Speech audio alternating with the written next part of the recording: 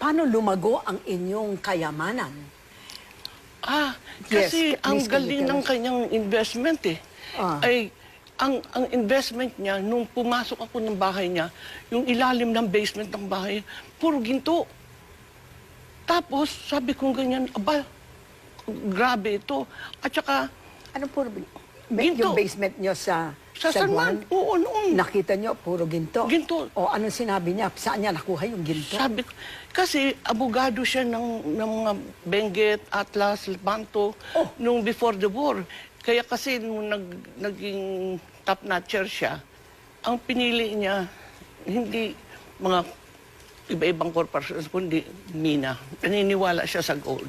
You mean to say he bought the gold with his earnings? And he trade, and with his earning, and then he traded in gold. Bakit hindi nalaman ng sambayanan yan? Tapos, bakit nung bumalik siya, hindi siya nagsumbong na ganun pala wala ang naman sinabi maniniwala sa kanya. Kasi sino naman siya noon, at saka under the American rule, 45 noon. Tapos, pagbalik niya, nung nakita niya na itong ganun nangyari, sabi niya, forget the money.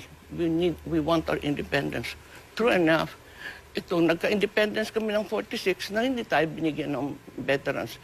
Mula noon, makikita, meron akong mga dokumento, he started trading on gold. When he had about 6,000, 7,000 tons, he entered politics. 7,000 tons? Yes, I have the documents. I have all the documents. You are telling me, Mrs. Marcos, And that he gold had nung araw 7,000 tons in the basement of your house in... Something like that. Eh di, nahulog na yung bahay niya sa weight of that. Hindi, the basement na lupa na yun eh. $32. Meron akong dokumento lahat yan. Okay. Meron akong kaso na mga ilang daang kaso, mga 500, 800, puro panalo. The trial of the century, nanalo ako, wala akong nakaw. Wala akong nakaw ang Marcos. Eh, ilang taon na ito? 27 years kami tinatagtad. Yung Swiss banks po, nagsabi na, well, the Swiss Supreme Court said na lahat yan nasa gobyerno yan at talagang nakaw yun. Hindi paano na nakaw? Wala, ni gold, walang gold ang central bank noon. Paano magnanakaw sa walang pagnanakawan? Pagka makita ninyo ang mga dokumento namin, ba't hindi nyo pinakita sa korte? Wala naman maninig sa akin. Sino naman ako ngayon? But the most urgent reason I was looking forward to my coming to this hearing of the Philippine Senate is to seek your help, honorable senators, to help me implement the last will and testament of the late President Marcos to enlist assets in the hands of trustees, to implement the Marcos Humanitarian Foundation so that we can help the country in our economic crisis and help the Filipino people in their agony and suffering. Ng 20 years na pagka-presidente ni Marcos, hindi siya tumanggap ng sweldo. Generation lahat yun sa UP College of Law. So, saan daw niya? Pero din yung akin, Oo. pumunta sa KB noon kasi inuumpisahan pa lang yung kabataan barangay na natag ni Amy, aming panganay na anak. Hindi kami nagsusweldo. Sa katotohanan, si Marcos may konting kaya na nung bago siya maging presidente, lalo na bago pa siya maging Pangulo? Pangulo bago kami nag-asawa. Sapagkat ang aming honeymoon, after 11 days romance, nag-round the world tour kami. At saka binigyan na po napakalaking itong sing-sing na brilyante. So, hindi mabibigay ng mahisang mahirap. So ibig sabihin talagang binili niyo ito ng legal at hindi nakaw, madam, sinasabi nung ilan. Alam mo, Egan, itong 23 years na ito. At saka, simpleng arithmetic.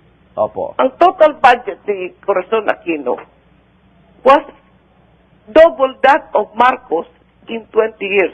Yung 20 years ni Marcos sa pagka-presidente, tingnan ninyo sa yearbook ng ating National Statistic Office. Makikita ninyo ang budget ni Marcos ang 20 years, 486,273. Si Cory, in 6 years, more than double, 1,077,895 trillion. Mhm. More than double. Sa arithmetic lang, paano magnanakaw si Marcos Opo. ng So- ganyan pera? Samantalang 20 years, at alam naman ninyo, Opo. nung naging presidente si Marcos, walang lahat. Wala tayong bigas. Nagpipilang tao ng bigas. Tapos, later on, nag-export tayo. Opo. Ang unang katungkulan ng gobyerno at pamahalaan at justice to all. Opo. Ano ito? 23 years na katapos, ginawa ng current government, she alienated our judicial right to America. Nagbayong signature si Salonga with Secretary of Justice to South United Opo. States. Ina-alienate yung aming judicial rights at saka yung ambassador din pala is guaranteed our conviction. Paano naman? Opo. Madam. Pilipino ako dun iaabla sa abroad. Opo. Madam. Ang kailangan natin talagang paltan kaagad yung ating principal law, our Constitution. Opo. Kasi itong Constitution ng 87, bongkos ito. Mhm. Pagka ginawa ito ng hindi nanalo na presidente. Opo. The fact that hindi ito legal na at saka na Constitution. Opo. Madam. And that's our principal law. Okay. Sapagkat ginawa lang yan ng isang usurper, pagkatapos ginawa lang, inappoint ang mga members niya. Hindi Opo. tama. Taong 1990, naganap ang sinasabing Trial of the Century kung saang milyong dolyar ang kinwestiyon kay Imelda sa kasong fraud at racketeering. Dito sa gym sa likod ng bahay nakatago ang mga dokumentong nagpapatunay raw na not guilty ang pamilyang Marcos tungkol sa questionableng mga kayamanan. Nakaayos ang mga ito na tila nakaabang sakali mang mga ilangan sila ng ebidensya anumang oras. You're entering the documents of the trial of the century. Oh. Here. 170 banks that Marcos deposited money on. These are the 350,000 documents used against me. Now, all of that, all the mines, all the banks of the world, 170 banks of the world. And I have the bill of lading. And these are all U.S. government exhibit. All of this. Just to show you the bill of lading, how much is $240 million. Oh my goodness. Is it million? Billion? billion? Billion? 240 billion? Only one shipment. And these are plenty of shipments. And then 5 stages. Those shipments, we started them, all of this. Meralco. 2,900 hectares, that greenfields, Alabang, that's all ours. I was going to build a satellite city for the poor. So, no, we are not the thieves. These are the people. Mrs. Marcos, if we go by all of these, you are rich beyond compare. No, this will save the world. The world. The world. This This is the reason why I want to survive.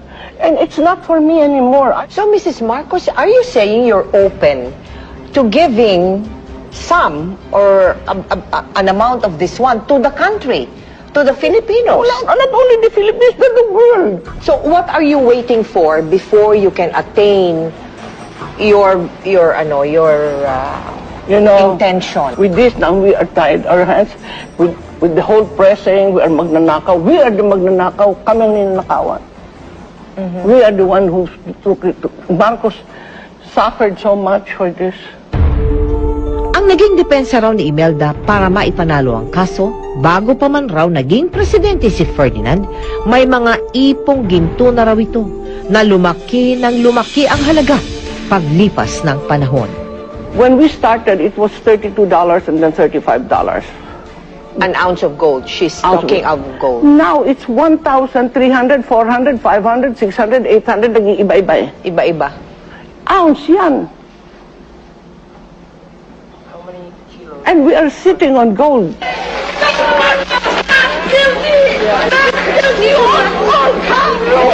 You know, I won my case in New York on my 60th birthday. I know, I was there. I covered you. And then you had a small party in that small Filipino pub. Yeah. You know, after the court, everybody went to that small Filipino pub. Punong-puno ng tao. Hindi ka makahinga. Kasi chest to chest na ang dami ng tao dun sa... Nagkaroon ako ng I fun remember. Imagine, alone, widowed, orphan, First Lady of a third country, winning the case of the century. Without a penny, I did not have one piece of document or one witness. I could not afford any of them. Pero naghanda na ba kayo at that time, ma'am? May pinaghandaan na ho ba kayo? Na kung sakasakali, ako hindi ma-convict ako, were there already, wala? I am resigned to whatever the Lord has planned for me. Anyway, I have always followed whatever they say about the good, the true, and the beautiful, and that is God being that is God made real. So I followed that path, and if you're in that path, you're in the path of God and the truth. Nobody can touch you. Can you imagine? I have now 986 cases, and all of them I won. And this case are not filed by individuals. They are filed by government and superpowers. And I have about 10 more, but I'm not afraid. I'm at peace with the truth. Maging ang kanyang dalawang anak na sina Bongbong at Amy ay kapwa may pwesto ngayon sa gobyerno. Mrs. Marcos, you have entered politics again, and so has your family. Senator Bongbong is in the Senate. We have Amy as the governor in Ilocos. It's not for the honor or the pride. I've been First Lady there and all of that on top of the heap for a long time. No, not for that. It is the privilege for be able to give, to love. Do you foresee another Marcos in Malacanang? Well, I am only happy that my children, in spite of the fact that we have been so persecuted because of politics, the whole family, the children still love the Filipino people and the country. Believe ako sa mga anak ko. Gaya ng kontradiksyon sa bansag sa kanya na iron butterfly, ganun din marahil ang buod ng buhay ni Imelda. Parehas niyang natamasa ang kapangyarihan at prosekusyon. Parehas siyang minahal at kinamuhian. Ngunit sa kabila ng lahat ng ito, tulad ng isang paru-paro, pilit pa rin siyang lumilipad. I did not have the privilege of interviewing Mrs. Marcos in New York because she was really so guarded. But now, I have the privilege of doing it. Before I retire from my career, And you are, this and will be my... and you have the nerve to ask me shocking questions. No, are they shocking? Really? Were there shocking questions? Some wouldn't dare. Oh, really? Oh, but I think I would because I am coming with a... I am coming with a very clear I believe in conscience. transparency. Anyway, I have nothing to hide. Correct. Let me now thank you very much for this interview. It has been a real pleasure talking with you, and we wish you all the luck in the world for all the good intentions that you have for our people and our country. Well, thank you. I need it. I need it because the Lord intended this to be paradise and to be there forever, and gave us His own image, each one of us, and be a great creator. And we can do so much. And that's why I'm praying that we can really fulfill, and it's doable. If you say it's doable, it is doable. It is doable. Maraming salamat po. But it shows deposits in the name of Ferdinand Marcus in a bank in Brussels, and it's for 987 billion dollars. 400,000 metric tons are in the Central Bank of the Philippines. There's over 200,000 metric tons in Union Bank of Switzerland, and some of that gold is buried securely in the Philippines as well. Some of it is held in various banks, but the bulk of it is in the Philippines. So the World Bank holds the note on that gold? No. It is in a special trust account that was set up by Ferdinand Marcus, and the authorized signatory is a German banker lawyer by the name of Wolfgang Struck, who also lives in the Philippines. So how do the people get the gold back? If it's their gold and it was taken by these bankers, how do we receive it? That is the question.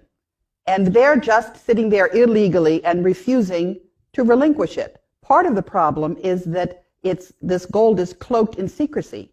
But in the last month, Wolfgang Struck has been publishing all of the documentation. So it's there for people to see. We have the originals.